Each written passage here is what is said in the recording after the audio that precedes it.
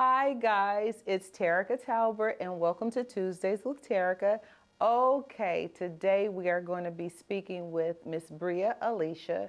She is actually phenomenal. She is a podcaster, author, public speaker, licensed master social worker in the state of South Carolina. She is a clinical social worker in the state of North Carolina. Honey, she's got so many degrees and so much stuff going on. You've got to stay tuned to hear. Hey, check her out. I think you're going to enjoy it.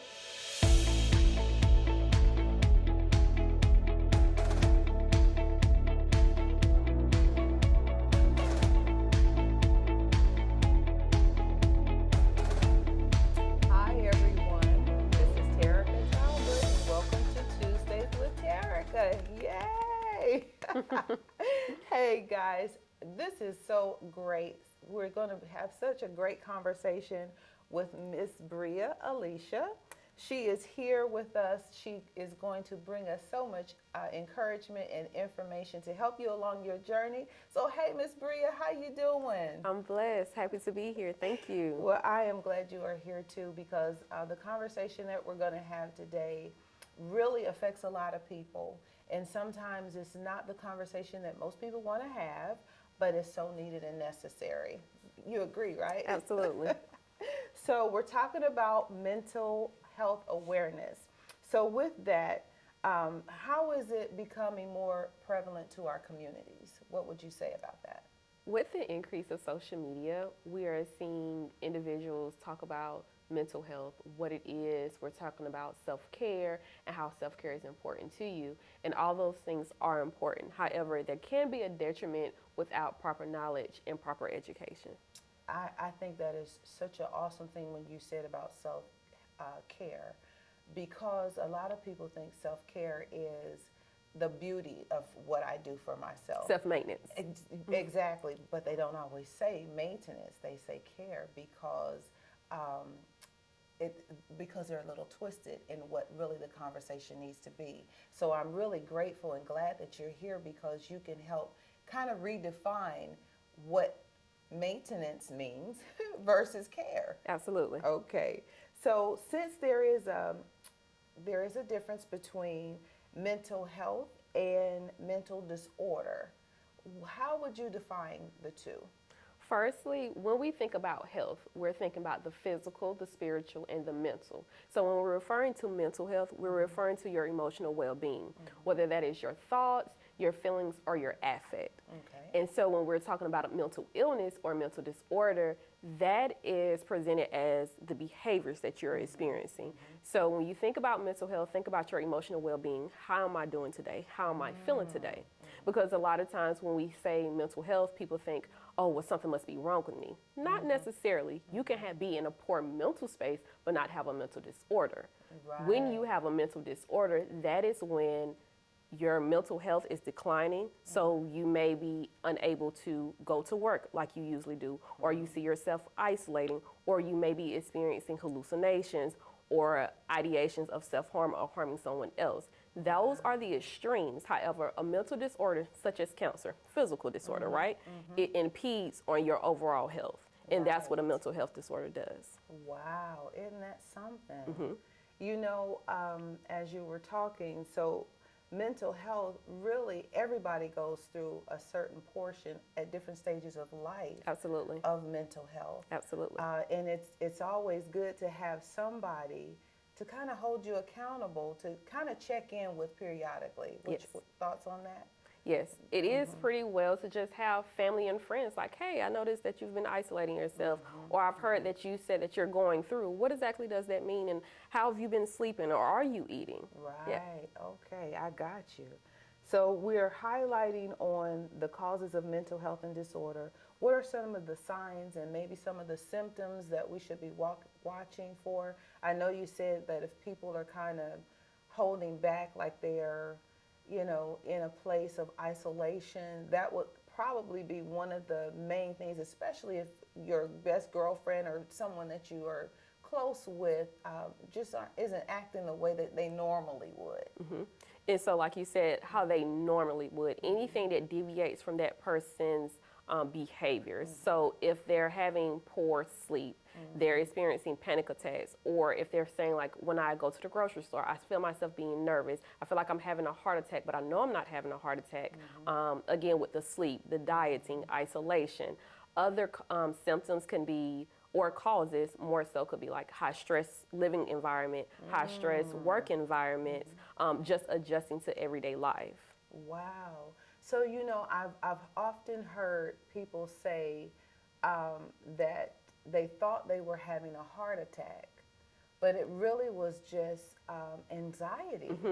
Isn't that crazy? But, I'm hearing more and more people say that they are experiencing that.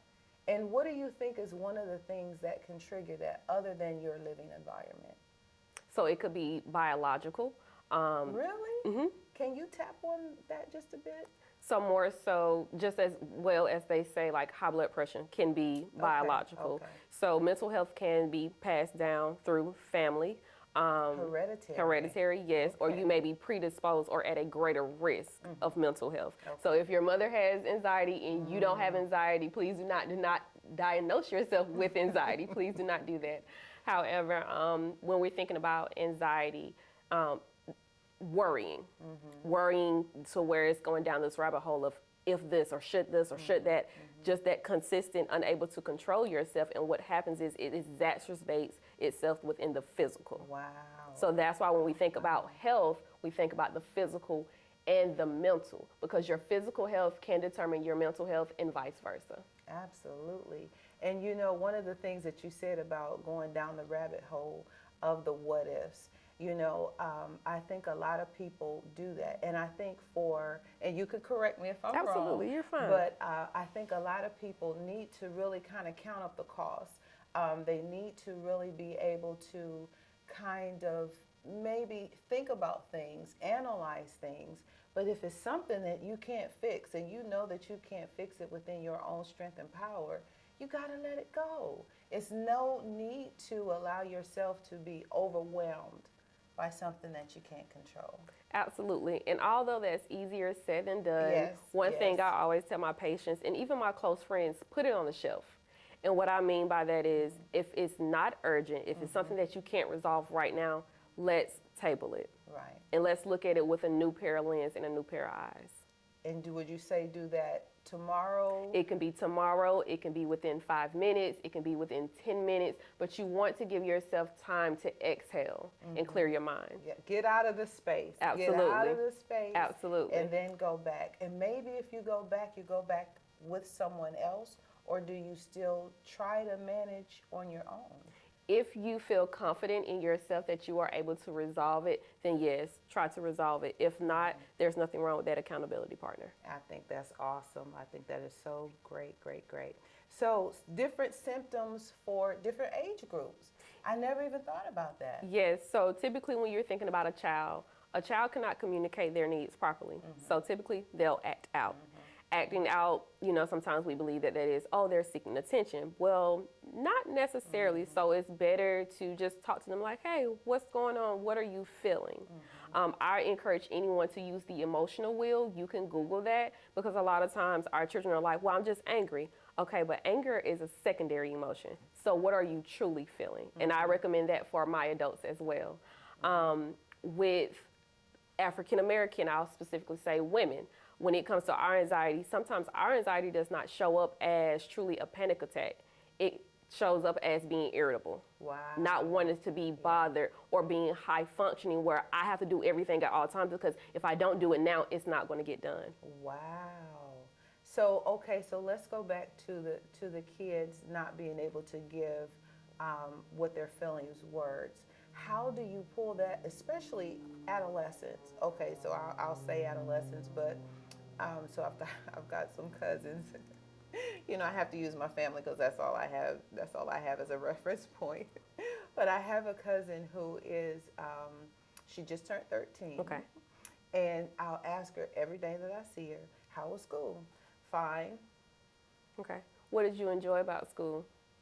And I keep probing and I keep probing. And some days I'm like, are you telling me every day? Because her response usually is, when I say, well, what did you learn today, or how did things go today, or whatever it is, I'm getting one word responses, and I'm by no means am I saying that she is having any problems, because in my heart, in my mind, and in my spirit, I really don't think so. I just think that I'm having to pull a lot out, because maybe at the time she prefers to be on her phone. Maybe my timing is off or whatever, but I'm having to probe to actually get some answers. So what about that parent who is got a lot of things going on? Maybe they're working two jobs, maybe they have other children, and they don't really have the time or the mental space at the moment to keep probing. How do you manage as a parent? So as a parent, or anyone that mentors children, when they are at that adolescent stage, you have to understand that they are finding themselves and they're smelling themselves. So sometimes That's what I used to. they do not believe in the general conversation. It's like, why are you asking me about that? Why does that matter? So you have to gauge them in a aspect of what interests them. And when you are asking questions, asking open-ended questions, what was the highlight of your day today? What did you enjoy the most? Or how's your friend girls? And when you talk about their friends, they're like, oh my God, auntie, this and this. And that's how you go from it from that angle. And what has also helped me, and it might be a help for you guys too, we always take a ride to a Chick-fil-A. Yes. There's a lot of conversation on the ride to and from Chick-fil-A. Absolutely. What resources would you offer to someone that, whether they had a child or preteen, young adult, even as an adult, that needed some type of assistance, some type of help, some type of encouragement, counseling? What would you suggest is available? If they needed some form of therapeutic services, I would recommend them to follow up with their insurance to see what providers are approved and accepted. Secondly, I would look on Psychology Today and scroll to search what type of therapist that you are interested in, whether that is someone that specializes with teens or specializes with families. Thirdly, if they feel like they cannot keep themselves safe, then I would recommend them to go to the ER for a further evaluation. If they are not comfortable with going to an ER, say if they're saying, I'm having these thoughts, but I don't have a plan, I don't have an intent, I would call 988. And that's the National Crisis Suicide Line. And they have trained professionals that can converse with that person. In your personal opinion, and I know you may or may not be able to kind of tap onto this, but I used to work as a sitter for the hospital, for our local hospital, for people that were considered on suicide watch. And so whether it was a child, whether it was a young person, preteen, teenager, whatnot, even an adult who said the words, maybe didn't want to commit suicide, but just kind of threw it out there. They gave them where they had to stay within the facility for 48 hours to do the evaluation. What are your thoughts on that? Do you really think 48 hours is enough time to really give a full evaluation for someone who has spoken those words out of their mouth? Absolutely. As a psychiatric social worker, I worked in the ER. So when someone came in to the hospital and they stated that they endorsed suicide, our main goal is to obtain that collateral, one, from the patient, and two, from outside community resources. We need to ensure that this person is safe, because it doesn't take 48 hours for someone if they're going to commit suicide. It can take less than that. So that's why we're ensuring their safety while they're in there. Okay, and you think that the 48 hours is enough time for them to maybe reevaluate what they said, so that they can kind of see things in a different form? Not necessarily reevaluate, because the suicide, it is an issue, but what is the deeper root? Right. What is the root of it? You will see what individuals have conditional suicide, where it's, I need money to pay the bills, I have children, I may have had a recent breakup, I don't know what to do. and I don't feel like anything is worth living. Right. So in that time, while we are assessing that, we need to ensure that we have the proper resources. If the person is not on their medication, we need to ensure medication management. We need to ensure that while you are here, there is a plan, whether that's inpatient psychiatric hospitalization or just additional resources. We need to make sure that we're taking care of that patient. And you know, I'm glad you said about the medical evaluation because of the experience that I had different people that came in, patients that may not been suicidal per se, but because they had UTI, they were not acting like themselves, and the families weren't aware. Especially with patients with dementia. Yes. Oh my gosh. It really kind of, it blew my mind, but it also helped me be aware of aging family members. Had I not had the experience though, I would have done like other families, end up doing it, bringing them to the hospital just to know, because if you don't know, you don't know. So you got to be in contact with somebody that has more information than you do. Absolutely. And I just want to clarify, when a patient goes to the hospital and they are endorsing suicide ideation, they're not staying typically for 48 hours. It's more so of a 72-hour hold if they meet the requirements for an inpatient psychiatric placement. I have seen patients from age 6 to 90 that has endorsed suicide, and they may or may not meet the criteria for inpatient psychiatric placement. Wow. Okay, so let's go to the mental disorder. If there is someone that has a mental disorder, what are resources available for them? So typically, if they have been diagnosed by a psychiatrist or a therapist, they may be prescribed medication, they may be attending therapy or intensive therapy. Oh, wow. Yes. Okay, and then there's some misconceptions of seeking treatment. Absolutely. So there's different forms of treatment. So there's therapy, outpatient therapy, inpatient, intensive therapy, things like that. Okay. Typically, people think, well, if I go see someone, I'm weak. Especially in a culture that's like, no, you have to just stick it out. You have to suck it up. No, you are not weak. You're not crazy if you go to see someone. I think a lot of times people adjust with life going on, and you need an additional person that's not your family, that's not your friends, that's not your pastor to give you that insight. Right. And we're going to kind of piggyback off of this from a spiritual aspect as well, but sometimes you just need somebody who doesn't know anything about you or anything about your situation. Absolutely. That can just be objective. And for those of you who are my spiritual watchers, I am not saying that God does not play a part in helping you through the process or your family member through the process, but sometimes you just need somebody else that can come in as a third party just to give you a different perspective, okay? Just want to make that clear. Okay, so as a clinician, what are the barriers to providing treatment to clients? Their willingness to engage.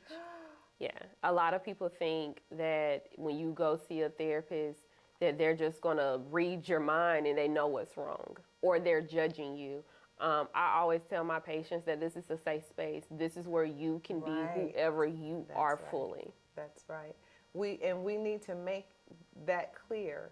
You have a safe place wherever you choose to share your life or your experiences or your dissatisfaction, whatever it might be. Find that person that makes you feel that their environment is a safe place for you, because that is extremely important. It is. And one thing I've noticed is that individuals who do attempt to give therapy a chance, they'll go to one therapist and it's like, it's not for me, so therefore therapy isn't for me. Just like you have to find a doctor that understands you, that's the same way with a therapist, and it's okay to advocate for yourself in therapy. Absolutely. And not only a doctor, but hey, we all try on a different pair of shoes. Absolutely. We're not buying the first pair of shoes. We're trying it on to make sure it works. So, keep that in mind. And what are some common disorders you treat in therapy? Depression and anxiety. Really? Oh my gosh. Okay, so in my mind, and for those of you who are watching, because I'm a woman of a certain age, You are so young, but you have so much wisdom. And I am just so grateful that you actually decided to take this journey. But what kind of propelled you to this place Far as being a as therapist, far as being a therapist? um, I would say I come from a family that is spiritual, and we've always helped individuals. And I've noticed that, especially in the Black community, mental health is so prevalent, but we don't call it mental health. Right. And that if we could just take off those capes, if we could just truly be people, then our community can heal. And so that's one thing I want to make my life's passion is mental health, and understanding that you are a mind, you are a body, and you are a soul, and that each aspect of you needs divine healing and holiness. Absolutely. I love it. I love it. I love it. Okay, so one last question before we wrap up. What additional resources and advice would you offer for our community? Have a community, a healthy community. Check in with yourself. Identify, where do I go to heal? I think a lot of times people run to pacifying behaviors, whether that is alcohol, gambling, fornication, whatever the case may be, and you have to identify that that is not truly going to help. It may put a band-aid on the wound, but it's not going to help. It is okay to not be okay. It's okay not to be okay. But luckily, thankfully enough, we have people like Ms. Bria who are here to be able to help guide you along the way. So we are wanting to be able to share information regarding Bria so that if you are one that is in need of help, if you are one that knows of someone that you would just like to share her information with, please do so because we are here only to encourage, uplift, and inspire. We want to be a source for you so that you can have the information that is needed to help guide you along your journey. I know you guys hear me say it all the time, but that's really what this platform is about, helping you. But you have to be the one to reach out and make the first step. So, Ms. Bria, we want to thank you for Thank just you. being a part. I have really enjoyed our conversation and actually getting to know you a little bit better. I really pray that God continues to lead and guide you on your journey because I already see that you're going to be such an inspiration, not just to our followers, but to the kingdom. Hey guys, we want you to like, share, and subscribe. I want you to give me some feedback. Let's talk about it. Share this with someone that you know. Play this on your whatever your social media might be. We need your help. We are trying to get the word out and we want you to do it. Help us to do just that. Hey, like, share, and subscribe. And until next week, Ms. Bria, have a great week. Bye.